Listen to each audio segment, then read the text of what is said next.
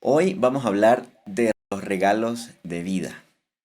La semana pasada estuvimos conversando acerca del amor de Dios, del papel del amor de Dios en toda la crisis, en todo lo que está pasando. Y concluimos algunas cosas, entre esas. Concluimos que Dios nos ama y que quiere darnos una vida con sentido y felicidad.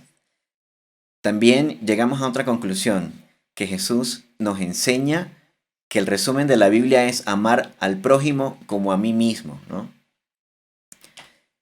También resumíamos que Jesús nos hace una promesa de estar con nosotros si lo recibimos como Señor y Salvador. Y segundo, Jesús nos enseña que Él es el camino a la nueva vida que Él mismo nos prometió. Muy bien, entonces, ya que recapitulamos lo que hablamos la semana pasada, entremos en materia el día de hoy. Resulta que una vez que nosotros entonces conocemos a Jesús, y decidimos abrir nuestro corazón e invitar a Jesús a entrar en nuestra vida y lo reconocemos como Señor y Salvador, hay una serie de regalos que Dios nos entrega. El primero de estos regalos es la presencia de Jesús, ¿verdad? Entonces, hay un versículo en la Biblia que hablamos la semana pasada que dice, yo estoy a la puerta y llamo. Si oyes mi voz y abres, entraré en tu casa y cenaré contigo. Entonces, ese entraré en tu casa y cenaré contigo quiere decir que Jesús va a habitar un lugar, va a entrar a un lugar. Y aquí cabe la pregunta, ¿dónde está Jesús con respecto a nosotros ahora? ¿Será que Jesús está en alguna parte en particular de nosotros? ¿Será que está en nuestra mente, puede ser, en nuestro cuerpo? ¿En qué parte se encuentra Jesús? Entonces, eh, vamos a desarrollar esta idea para poder contestar ese dónde está Jesús respecto a nosotros. Pablo era un discípulo que no conoció a Jesús. Fue una persona que narra la historia que un día iba camino de Damasco, ve un resplandor que le tumba del caballo y Jesús le habla y le dice, Pablo, Pablo, ¿por qué me persigues? Y ahí Pablo tiene un encuentro personal con Jesús. Y en ese momento empieza todo un desarrollo de la vida de Pablo según las enseñanzas de Jesús. Sin embargo, Pablo, nunca vio a Jesús, no lo conoció directamente, a diferencia de sus discípulos, los que fueron llamados apóstoles luego, quienes sí conocieron y convivieron incluso con Jesús durante todo su ministerio. Entonces, dice la Biblia en Efesios 3:17, también le pido a Dios, este es Pablo hablando. Pablo escribió una carta a la iglesia de Éfeso y les dice, también le pido a Dios que Jesucristo viva en sus corazones, gracias a la confianza que tienen en Él, y que ustedes se mantengan firmes en su amor por Dios y por los demás. Quiero resaltar tres aspectos de este verso. Primero, Pablo tenía la seguridad de que Jesucristo vivía en los corazones y le pedía a Dios que permitiera, también le pido a Dios, así empieza, también le pido a Dios que Jesucristo viva en sus corazones. El segundo punto es que Pablo les pide también en la iglesia de Efeso que ustedes se mantengan firmes en su amor, ¿ok? Firmes en el amor de Dios, ¿no? Lo que vimos la semana pasada. Y por los demás. Entonces, que se mantengan firmes en el amor de Dios y en el amor a los demás. ¿Ok? Avancemos. A ver, por aquí. Entonces, Pablo seguía entendiendo las enseñanzas de Jesús. Pablo escribió una carta a una iglesia que estaba en otra parte, que se llamaba Corinto. Y escribía esto en el versículo 5. Pónganse a pensar en su manera de vivir. Vamos a aplicar este versículo en nuestra vida en este momento, en este tiempo, en el 2020, para cada uno de los que están conectados. Pónganse a pensar en su manera de vivir y vean si de verdad siguen confiando en Cristo. Hagan la prueba y si la pasan, es porque Él, es decir, Jesús, vive en ustedes. Pero si no confían en Cristo de verdad, es porque Él no está en ustedes. Entonces, Pablo no solo tenía tal convicción del conocimiento, del entendimiento de las enseñanzas de Jesús, sino que se desafiaba a sí mismo e incluso desafiaba a los demás. Y les decía a esta iglesia en Corinto que se retaran a sí mismos, que hicieran una prueba a ellos mismos. Y si la pasaban, entonces es porque de verdad Jesús vivía en ellos. Pero entonces eso nos sugiere pensar cuál es esta prueba que se supone que tenemos que hacer. ¿Será que ahora tenemos que ser perfectos? ¿Será que ahora tenemos que no pecar? ¿Será que ahora tenemos que caminar de manera firme? Tal vez será amar a todos. ¿Qué es esta prueba que Pablo decía? Bueno, esta es la prueba. El apóstol Juan escribió un evangelio, uno de los primeros 4 libros del Nuevo Testamento. En el capítulo 14, versículo 23, describe una frase de Jesús. Este es Jesús hablando. Jesús le contestó, si alguien me ama, también me obedece. Dios, mi Padre, lo amará y vendremos a vivir con él. Es decir, Jesús, el Hijo, y Dios Padre vendrán a vivir con nosotros, con cada uno de nosotros. ¿Dónde? En nuestro corazón, según el versículo que leíamos antes, ¿no? Entonces, esto es uno de los regalos muy importantes que nosotros recibimos en el momento que nosotros reconocemos a Jesús como Señor y Salvador, ¿no? Entonces hablábamos en el primer punto de la presencia de Jesús en nuestra vida, de la presencia de Dios en nuestra vida. Ahora entonces habita en nuestro corazón, ¿ok? Muy bien, un segundo regalo, una nueva relación con Dios. Volvemos otra vez al libro de Juan, capítulo 3, versículos del 4 al 7. Esta es una historia donde Jesús se encontraba desarrollando su ministerio y había una persona que conocía muy bien las escrituras, que conocía muy bien la palabra de Dios. Recordemos que en ese momento, durante el ministerio de Jesús, no existía el Nuevo Testamento. Entonces, en ese momento existían los libros que conocemos hoy como el Pentateuco, los primeros 5 libros de la Biblia, entre otros libros proféticos y etcétera, ¿no? Entonces, lo que hacía en ese momento los sacerdotes del pueblo de Israel era estudiar muy bien estos textos, ¿ya? Había una persona que se llamaba Nicodemo y esta persona era contado como uno de los maestros de la ley, es decir, uno de los maestros de estos libros antiguos que estamos hablando, de los libros del Antiguo Testamento. Entonces esta persona, Nicodemo, se le acerca a Jesús y le pregunta, ¿cómo puede volver a nacer a alguien que ya es viejo? Jesús antes de eso estaba hablando de que, de cierto, una persona para entrar al reino de los cielos tiene que volver a nacer. Entonces Nicodemo le pregunta, ¿cómo puede volver a nacer alguien que ya es viejo? ¿Acaso puede entrar otra vez en el vientre de su madre? Y Jesús le responde en el versículo 5, te aseguro que si uno no nace del agua y del espíritu, no puede entrar al reino de Dios. Todos nacen de padres humanos, pero los hijos de Dios solo nacen del espíritu. No te sorprendas si te digo que hay que nacer de nuevo, le dice Jesús a Nicodemo. Entonces, cuando recibimos a Jesús en nuestro corazón como Señor y Salvador, experimentamos una nueva relación con Dios que nos hace hijos de Dios. Pero solo esto es real solo si nacemos de nuevo en el Espíritu. Entonces, ahora somos hijos de Dios. Primero porque Jesús nos dice que nacemos de nuevo en el Espíritu. Y segundo, Jesús también lo dice en Juan 1:12. Pero aquellos que le aceptaron y creyeron en ella, en la palabra de Jesús, llegaron a ser hijos de Dios. Entonces, Jesús nos declara como hijos nacidos en el Espíritu. Si recibimos a Jesús en nuestro corazón como Señor y Salvador. Entonces tenemos una nueva relación en donde nosotros somos hijos. Si nosotros somos hijos, también hay un padre. Y en una relación de padre e hijo hay roles, el rol del hijo y el rol del padre. Entonces veamos cuál es nuestro rol como hijos.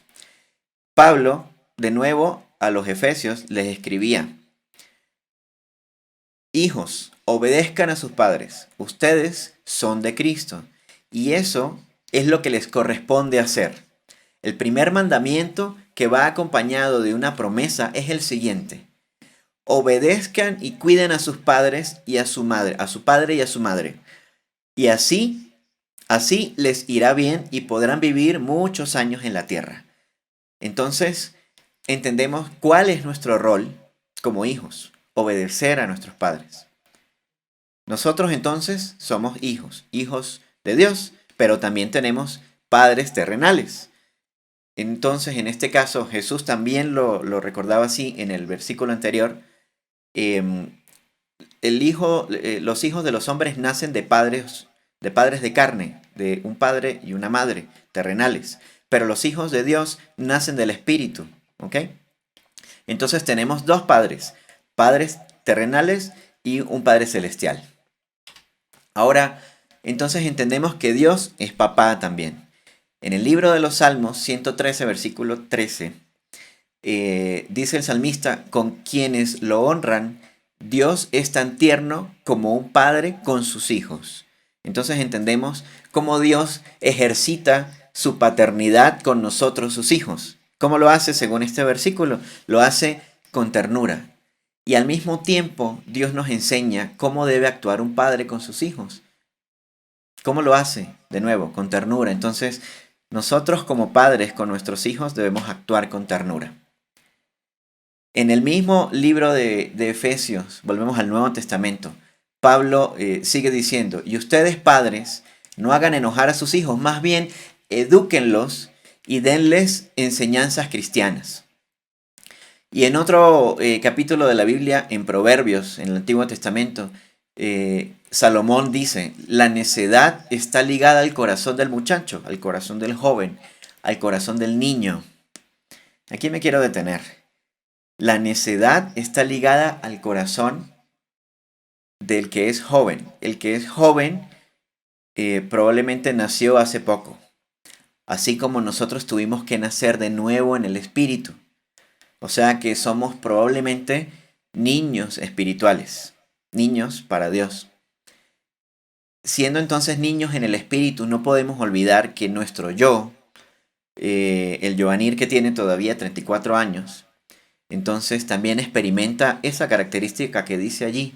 La necedad está ligada con el corazón del muchacho, con el corazón del niño que acaba de nacer espiritualmente.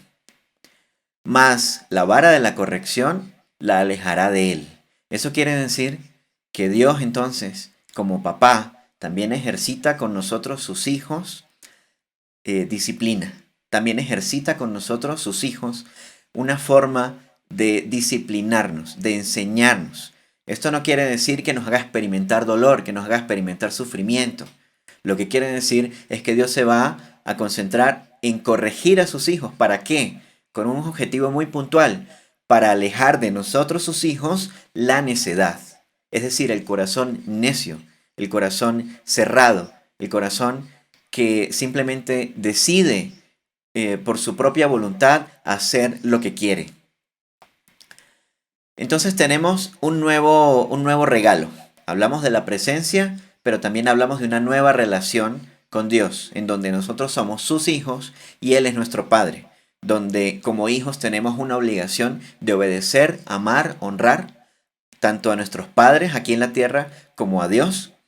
Y Dios también tiene un rol como Padre, que es amarnos con ternura, pero también es enseñarnos con disciplina si nuestro corazón sigue el camino de la necedad. Tenemos un tercer regalo: la vida eterna. Jesús habla en este pasaje del Evangelio de Juan, capítulo 10. Mis seguidores me conocen y yo también los conozco a ellos. Son como ovejas que reconocen la voz de su pastor, y él las conoce a ellas, es decir, a las ovejas. mis seguidores me obedecen. Versículo 28. Y yo, es decir, Jesús, les daré vida eterna. Nadie me los quitará. Este es Jesús mismo hablando, ¿ok? Dios mi Padre me los ha dado, y Él es más poderoso que todos, y nadie puede quitárselos. Es decir, que nosotros somos hijos de Dios. Aquí está muy claro. Somos de Dios, le pertenecemos a Él, pero también tenemos vida eterna. ¿Por qué? Porque es Jesús quien nos da vida eterna. Es Jesús mismo el que aquí está afirmando en este pasaje que nos da una vida eterna. Entonces, es en serio, sí tenemos una vida eterna. El apóstol Juan, después de Jesús, esto es cuando ya llega a Roma y finalmente Juan es exiliado a la isla de Patmos. Juan escribe en esta carta y dice en el capítulo 5, y lo que Dios ha dicho es que Él nos ha dado vida eterna y que tendremos esa vida si, aquí hay una condición, tendremos esa vida si creemos en su Hijo, es lo que dice. Si vivimos unidos al Hijo de Dios, si vivimos unidos, ojo con esta parte, si vivimos unidos al Hijo de Dios, tenemos vida eterna. Esa es la condición. Si vivimos unidos al Hijo de Dios, tenemos vida eterna. Si no vivimos unidos al Hijo de Dios, no tenemos vida eterna. 2 más 2 es 4. Así lo explica Juan. Así de simple. Y sigue diciendo, les escribo a ustedes esto. Les escribo esto a ustedes, que confían en el Hijo de Dios, para que sepan que tienen vida eterna. Entonces, somos nosotros los que somos hijos de Dios. Somos nosotros los que vimos desde la semana pasada cómo Dios nos llevó a ser sus hijos por el amor que Él tuvo primero por nosotros. Entonces, nos dice esto para que entendamos que nosotros, los hijos de Dios, todos los que estamos conectados aquí escuchando esto, somos los que tenemos vida eterna. ¿Ok? Muy bien, entonces, presencia, segundo regalo, una nueva relación con Dios, hijo, nosotros somos hijos, Él es el Padre. Un tercer regalo, vida eterna. Y ahora tenemos un cuarto regalo, una nueva vida, una vida nueva. En la segunda carta a los Corintios, Pablo escribe, ahora estamos unidos a Cristo. Ojo con la relación anterior, con el versículo anterior. Quiero volver atrás, entonces. Si vivimos, versículo 12, si vivimos unidos al Hijo de Dios, ¿no? En el versículo anterior hablamos de la vida eterna. En la nueva vida, entonces nos dice, ahora que estamos unidos a Cristo, somos una nueva creación. Dios ya no tiene en cuenta nuestra antigua manera de vivir. Quiero que todas las personas que están escuchando en este momento mediten en este versículo, en esta parte. Ahora que estamos unidos en Cristo, somos una nueva criatura. Correcto. Ahora que estamos unidos en Cristo, entonces, Dios ya no tiene en cuenta nuestra antigua manera de vivir. Es decir, que si el domingo de la semana pasada a las 6 de la tarde, antes de conectarse con nosotros, en nuestro corazón había rencor, en nuestro corazón había odio, desprecio, en nuestro corazón había crítica, murmuración, ira, en nuestro corazón había cualquier cosa de la que no nos sentimos orgullosos, cualquier cosa de la que no nos sentimos muy bien.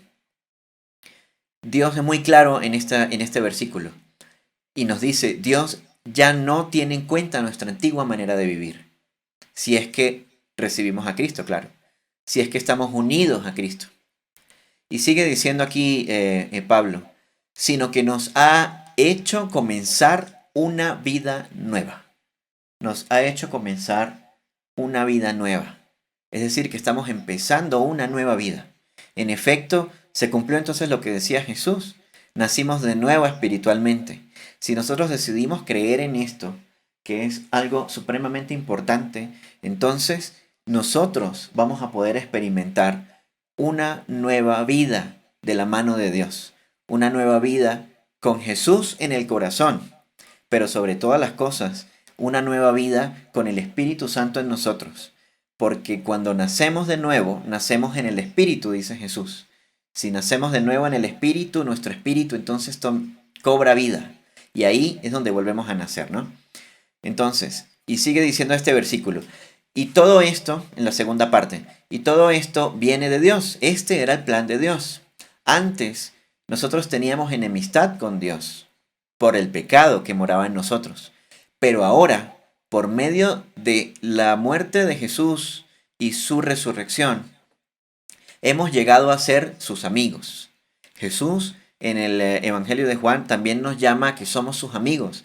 Dice, porque si ustedes cumplen lo que les digo, serán también mis amigos, dice Jesús. Y sigue diciendo, y nos ha encargado que anunciemos a todo el mundo esta buena noticia. Por medio de Cristo, Dios perdona los pecados y hace las paces con todos. O sea que ya no hay una excepción de personas. Ya no hay una diferencia con nadie. Ya no hay absolutamente nada que nos separe realmente del amor de Dios, porque producto de la muerte y resurrección de Jesús, entonces Él ahora ha provocado el perdón de nuestros pecados. Volvamos a la primera parte del versículo. Somos nueva creación. Dios ya no tiene en cuenta nuestra antigua manera de vivir. Perdonó entonces nuestros pecados al final. Dios perdona nuestros pecados y hace las paces con todos. Hace las paces con todos sus hijos ahora. Entonces, qué importante, qué trascendente es este último regalo. Tenemos una vida nueva en Jesús.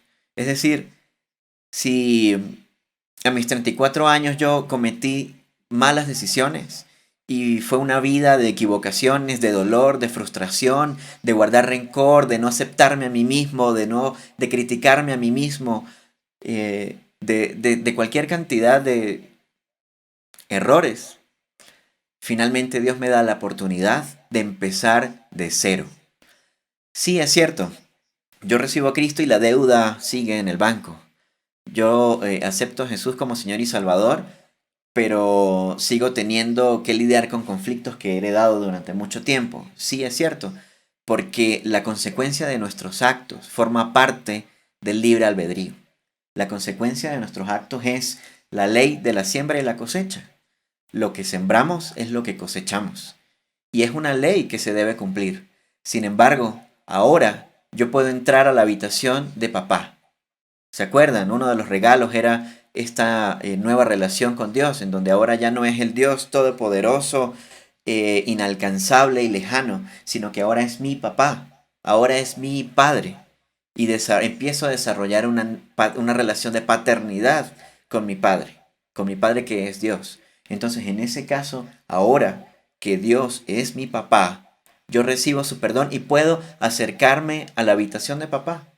Puedo, así como los que tienen hijos experimentan cuando su hijo entra a su habitación a pedirles algo porque tienen sed, porque tienen hambre, porque a pedirles lo que sea, porque quieren ver una película, lo que sea, es exactamente la misma relación. Ahora yo puedo acercarme a Dios como papá, clamarle como papá y decirle, papá, ayúdame porque necesito que me guíes, necesito que me ayudes, necesito que me digas cómo hacer, necesito que me digas cómo actuar, necesito que me digas cómo guiar mi familia, necesito que me digas qué hacer en mi trabajo, necesito que me digas cómo administrar la provisión para mi hogar, necesito que me digas cómo tratar a los vecinos, necesito que me digas todo. Y yo les hago esta pregunta a los que son padres. Si su hijo les pide algo, ¿ustedes qué harían? ¿Les dirían que no? Entonces esa misma sensación es la seguridad que debe estar en nosotros como hijos, porque vamos a tener la respuesta de Dios como Padre, con ternura, así como dice el Salmo 103, versículo 13. Entonces, ¿cuán importante es este último regalo? Una vida nueva. Entonces repasemos. Presencia, el primer regalo. una nueva relación con Dios, el segundo regalo. Tercer regalo, vida eterna. Y el cuarto, una vida nueva. En mi corazón, cuando yo entendí esto, había una necesidad de retribuirle a Dios. Y la pregunta que había en mi corazón era, ¿realmente yo quiero retribuirle a Dios? Bueno, resulta que Dios sí espera algo de nosotros. En el libro de Deuteronomio, en el Antiguo Testamento, dice esto. Esto lo escribe Moisés. Por eso, jamás olviden lo que les ha pasado. Aunque haya sido duro, todo lo que hemos experimentado en nuestra vida, a lo largo de nuestra vida en este momento, sirve para algo. Bueno, sigue diciendo este versículo.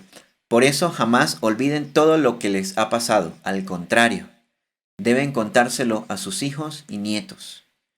Cuando ustedes estaban en el monte Oreb, en el pasado, en el desierto que todos atravesamos, Dios me dijo que los reuniera delante de Él, pues quería hablarles y enseñarles a obedecerlo todo el tiempo. ¿Se acuerdan? ¿Qué es lo que más nos pedía Jesús? Que lo obedezcamos. Sigue diciendo este versículo. Para que del mismo modo ustedes enseñen a sus hijos. Y otro pasaje en una carta a la iglesia de los tesalonicenses, este es Pablo escribiendo, nos dice, den gracias a Dios en cualquier circunstancia. Esto es lo que Dios espera de ustedes, como cristianos que son. Entonces sí, hay una forma de retribuirle a Dios los regalos que hablamos anteriormente. Primero, contándole a nuestros hijos lo que nos ha pasado y que finalmente tuvimos un encuentro personal con Jesús, abrimos nuestro corazón y le invitamos a que sea nuestro Señor y Salvador. Porque esta es la forma en que vamos a poder estar seguros de que nuestros hijos también van a tener la misma oportunidad que tenemos nosotros de recibir estos 4 regalos. Y sobre todo el último, volver a tener una nueva vida, una nueva oportunidad para empezar. Entonces, la última parte es dar gracias a Dios en cualquier circunstancia. La palabra circunstancia quiere decir en lo bueno, pero en lo no tan bueno también. Quiere decir en lo que me gusta, pero en lo que no es tan agradable también. Quiere decir en las buenas y también en las malas. Entonces, lo que Dios sí espera de nosotros es que tengamos un corazón agradecido con Él, porque Dios ha sido bueno. Éramos nosotros los que merecíamos un castigo, sin embargo ese castigo lo recibió Jesús y voluntariamente, por el gran amor que tenía por nosotros, entregó su vida para nosotros, por nosotros, para entregarnos los 4 regalos que vimos anteriormente. Entonces, tener un corazón agradecido con Dios en cualquier momento es lo que Dios espera de nosotros. Viviana y yo tenemos la oportunidad de acercarnos a Dios todas las mañanas. Y lo primero que hacemos en el día es darle gracias a Dios por una nueva oportunidad, por un nuevo día que nos permite abrir los ojos, seguir respirando. ¿Para qué? ¿Se acuerdan? La semana pasada hablábamos que Dios nos creó porque Él tenía un propósito para nosotros y ese propósito era vivir para su gloria, que nosotros vivamos para su gloria. Entonces, cada día que Dios nos regala es una oportunidad que tenemos para vivir según el plan que Dios diseñó para nosotros. Pero depende de cada uno de nosotros si vivimos de acuerdo a lo que Dios espera, que es, en primera instancia, tener un corazón agradecido en cualquier circunstancia. Sí, hay un montón de demandas de Dios en la Biblia, hay un montón de cosas que Dios espera de nosotros en la Biblia, eso es cierto. Pero una de las cosas que hemos aprendido nosotros es que la primera acción del día sea ser agradecidos con Dios. El tiempo de devocional en las mañanas, buscar a Dios en las mañanas para pedir dirección, para decirle que nos guíe durante el día, qué debemos hacer ante los problemas. Sí, es muy importante, por supuesto. Pero más importante, o en primer lugar, es ser agradecido con Dios. Entonces, repasemos. Presencia de Jesús en nuestra vida, el primer regalo. El segundo, nueva relación con Dios. El tercero, vida eterna. El cuarto, vida nueva. Y por último, sea agradecido en todo, en todas las cosas. Nos hemos acostumbrado a ver a un Dios inalcanzable, a ver a un Dios súper grande, lejano, que difícilmente nos oye. Y cuán importante es poder entender que es nuestro papá, que es papá, que le puedo pedir, así como cuando yo era un niño, el helado que quiero, el juguete que quiero, que me guíe, que me enseñe, que me guarde, que proteja a mi familia, que en este tiempo tan difícil de la pandemia y de la cuarentena, que guarde nuestro corazón, que nos permita no caer en ansiedad. Dios, así como ese video que vimos, Dios va a escuchar nuestra oración, pero Él está cercano, Él está en nuestro corazón y tenemos que creer eso con fe. Entonces les invito a que oremos, a que tomemos este tiempo para orar. Allí donde usted está, yo le invito a que cierre sus ojos. Yo le invito a que se concentre y le diga a su papá: Señor, hoy, después de haber escuchado, Señor, tu palabra, después de meditar en ella, hoy, Señor, quiero reconocerte como mi papá. Hoy quiero reconocer, Señor, que Jesús murió en una cruz por mi vida, porque me ama, porque ama mi casa, mi hogar, mi familia, mis hijos, mi esposa, mi esposo. Hoy yo reconozco que Jesús es el Señor de mi vida. Hoy, Señor, hoy, papá, abrimos la puerta de nuestro corazón para que tú entres y seas nuestro Señor y Salvador. Hoy te invitamos a que seas tú el que se siente en el trono de nuestro corazón. Hoy, Señor, rendimos nuestra voluntad ante ti. Hoy te entregamos el corazón para que seas tú quien lo gobierne. Hoy, Señor, te pedimos que hagas de nosotros los hijos que tú quieres que nosotros seamos. Señor, papá, hoy te pedimos que escuches nuestra oración. Hoy como papá clamamos a ti, Señor, en esta noche, porque en esta situación de pandemia necesitamos poder experimentar tu paz. Necesitamos, Señor, que nos ayudes quizás con la ansiedad que estamos experimentando. Jesús dijo que pusiéramos en Él toda la ansiedad y que lleváramos su carga, porque su carga era liviana. Señor, hoy yo te entrego mi familia, hoy yo te entrego mi trabajo, hoy yo te entrego mi hogar, hoy yo te entrego mis cuentas por pagar, mis deudas. Hoy te entrego, Señor, mi estado de salud y el de mi familia y el de los seres a los que amo.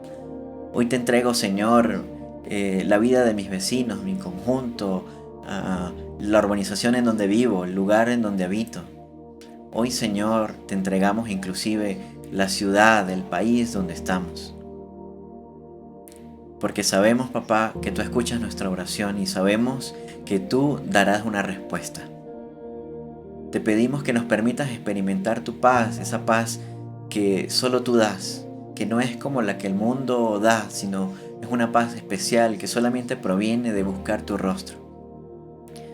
Hoy, Señor, yo te pido que cada una de las personas que están escuchando y haciendo esta oración, te pido que los bendigas de una manera muy especial. Yo te pido que pongas sobre ellos, Señor, el brillo de tu rostro. Te pido que pongas sobre cada uno de ellos, sobre cada una de sus familias, sobre cada una de las personas a las que ellos aman. Yo te pido que pongas la bendición, Señor, que solamente tú das.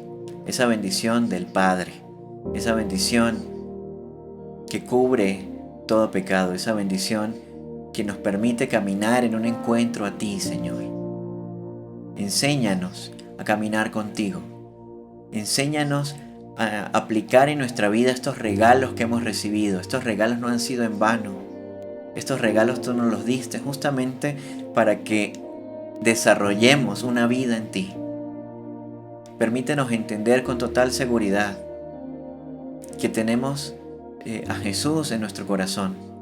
Permítenos entender con total seguridad que somos tus hijos y que tú eres nuestro Padre.